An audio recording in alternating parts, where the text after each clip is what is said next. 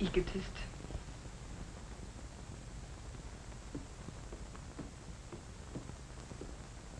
If he thinks I'm going to sit home and cry my eyes out, he's got a door to slam. Well, so have I.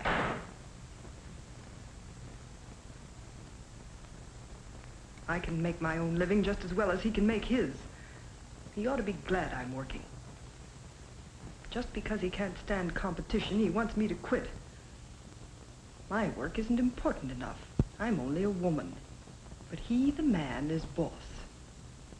He'd like me to be a slave to the house while some cutie on the paper whispers into his porteries. Look at this mess. The way he throws his clothes around. It wouldn't hurt His Highness a little interest in the house. I'm the one who's married, but he can act as if he were single. He wouldn't dream of wearing a wedding ring, no matter how much I tell him I like it. But I'm as good as he is. I've got a brain of my own, and I intend to make the most of my life, too. Yes, I want a home and kids, but I'm not going to be a fool like Mother, bending over a wash tub all her life while Dad went around as free as air. A woman's place is in the home. Why, His Highness ought to wear side whiskers and carry a gold-headed cane. If he thinks I'm going to obey his every command, he can get right out of my life. And I mean it, right out of my life.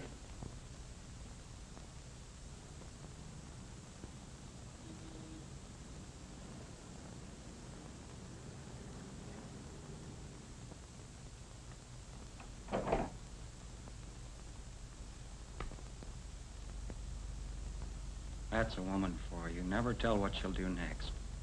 And all the time I thought she was so sweet and tender. What a temper. Lucky I ducked out when I did. How could I win? I'm only a man. Oh, well, the copy won't wait. Where do women get the idea that they wear the pants? Must be her diploma. To a man, it's a piece of paper, but Virginia, she's got the world at her feet. The way she hangs on to her name, you'd think it was a shame to be a Jackson. I write the copy, but it comes out as a picture story by Virginia Chase. She'd break her neck for a good shot, but our home is like a bachelor rooming house. It's about time she learned what comes first, marriage or her job. Everybody else leads a normal life. Why can't we? I'm fed up with warmed up leftovers and dishes in the sink. She can't even find time to sew on a button for me. How Mom used to take care of Dad, and how happy both of them were. Virginia's got no such respect for a man. What was she thinking of when she said, I do? A roommate to help with the dishes? What does a man work for? Beating his brains out to make something out of himself if his wife doesn't look up to him. Instead, she competes with me and makes a half man out of me and a half woman out of herself. And I, like a fool, thought I was getting a wife. I'll show her who's boss, even if we wind up in the courts. This wasn't the first time that Jackson's marriage had shown signs of cracking. And the next morning, as had happened many morning afters, they were assigned to the same story. Here they were. Who was to blame? Neither and both. Each one felt he was being asked to give up more than he could afford. Yet almost without knowing why, they moved toward each other and fumbled for some way of coming closer together. Let's go someplace and talk, Mike said.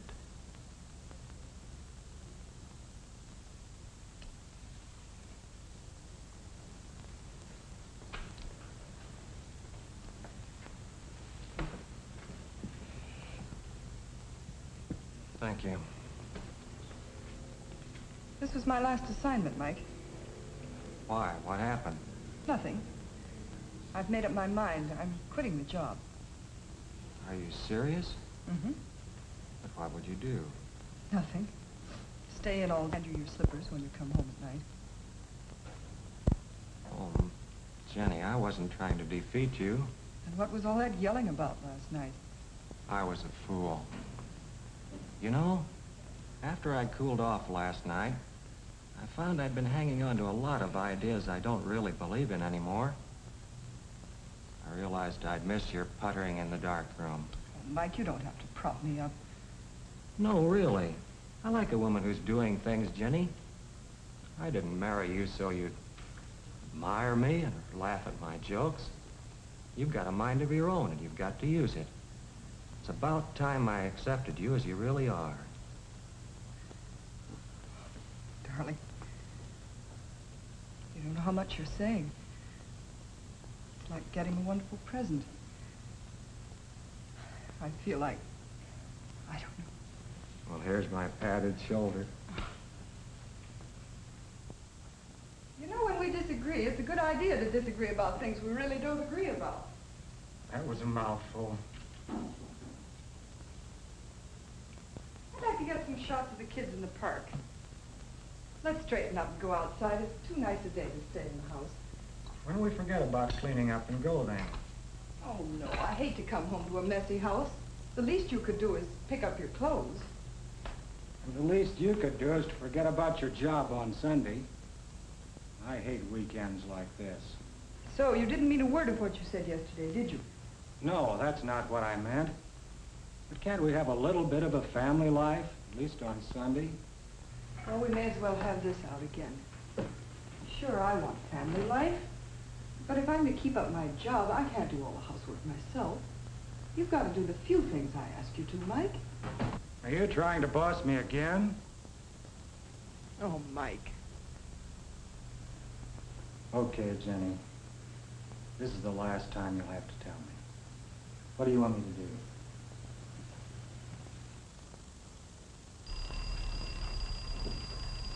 Okay, we're up. Jenny, you're doing things to me. A year ago, I'd have heard that alarm in my dreams and slept on. I feel good, too. I feel like splurging tonight. It's payday. But we were out only day before yesterday. Every day seems payday to you. One day we go out, the next day you buy a chiffon nightgown.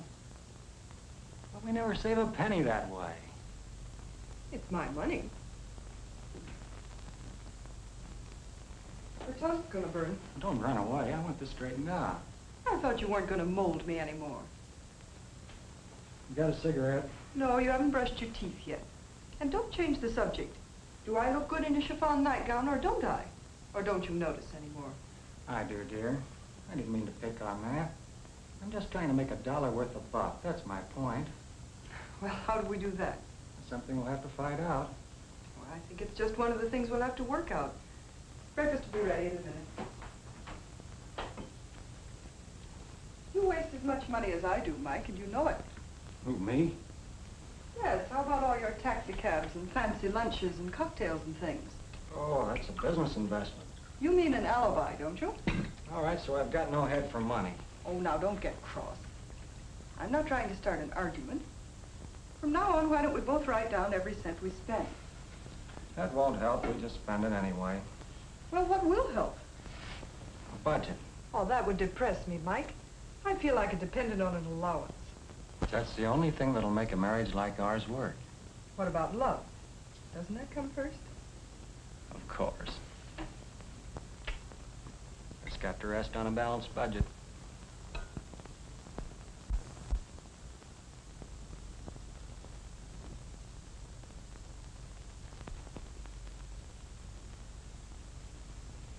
There you are. We've still got $40 of our week's pay left. Mind you, that's after all bills are paid. Doctor, your allowance and mine, everything taken care of. Now what are we going to do with all this money? Tell you what, you just write down everything you've ever wanted. All right. I like this part of it. Go ahead, just splurge. I'll write mine down, too. Let's see. Rolleiflex, fur jacket, some new china. Hey, this is fun. Wait a minute. We wanted a vacation. We must save something for a vacation. Yes, I need a vacation, too. Oh, I see. You mean we have to cut out something. And Jenny, another thing, remember? A house, and a kid, or kids, and a car. We've got to start saving. And all that out of $40? A week. Don't forget, that's a lot of money in a year. We can cut down on our allowance, too. Look, if I cut down on cigarettes and on cabs, I bring in another $10. Well, that's $500 a year. Let me see the food budget. If we eat home 2 more days a week, and look, that fur jacket can wait too. Baby, you catch on quick. It's fun to make money like this. Jenny, we just made a chunk of dough. It's 60 instead of 40 a week now. Well, that's wonderful. Mike, you're wonderful. Where would I be without you? Bye.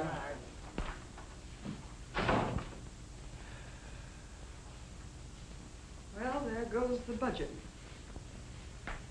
It's your idea. That city desk friend of yours, the one that was making passes at Marge, I thought he was disgusting. But you must know that genius photographer friend of yours bores me stiff. Why do we have to have 2 sets of friends anyway? That's right. Why? Incidentally, you could have mentioned that I made the cake myself. Sorry. But you could have let me get halfway through one story without breaking in on it. I guess we haven't learned yet not to compete with each other. Oh, I'm tired. You know the Robinsons that live up the street in that new house you like? I keep meeting her at the grocery all the time. She's asked us in lots of times. What's her husband like? I think you'd like him. Yes, I think it'd be a good idea if we made friends with some neighbors. The next time you see her, tell her we'd be delighted to come. What's today? 20th. And last month when we did that hospital story, when was that? 9th? No, 10th. Why?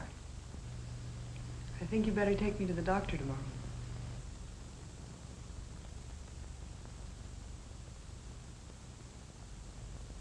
It's 7 years now since the Jacksons decided to work at their marriage. It's no coincidence, perhaps, that for the last 7 years, the marriage has worked for them. Not perfectly, of course, but well enough. They were tough years, too, full of crises and the normal run of trouble, but the Jacksons took them in stride. Mike has won his promotion by hard work, the same way he has made himself a happy home.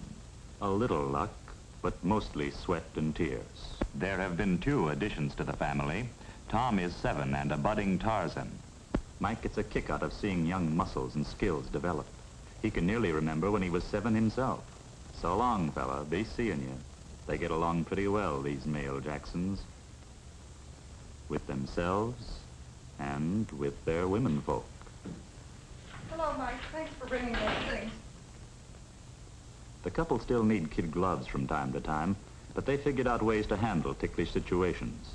Virginia's apron, when it's worn astern, means, take it easy, I need tender love and care tonight. And Mike's got his own danger signals. His spinning hat says it's one of those days when a fella needs a friend. I see you had a hard day. Not so hard that a warm greeting can't help a little. Let me finish this. I'll be with you in a minute. And even now, Can't you teach Tom to keep his junk out of the way? Why don't you watch where you're going? Tom's part of this family, too, you know. But he has to learn to keep order someday. Well, he will, but losing your temper won't do it. but nowadays such scenes don't end with one of them sulking. Their relationship isn't brittle, always at the cracking point like it used to be. Mike isn't troubled by the fact that Virginia still has her own work to do once in a while. They've long since stopped worrying about who's breadwinner and who's housemaker. Mike's dignity is much more flexible since he discovered that a wet baby loves whoever changes her, male or female. Dinner's almost ready. Come anytime. It'll be awfully simple. He learned his techniques when Tom was an infant, and he's mighty proud of his tender touch. Why not? Some guys boast of their sensitivity to the feel of a fishing line. Mike thinks handling a prima donna is even trickier. Home life at the Jacksons, like most American home life, is a curious jumble of interests and needs. To make it everybody's family table takes a lot of doing. Mike and Virginia have learned they can make it theirs by being aware of everybody else's wants.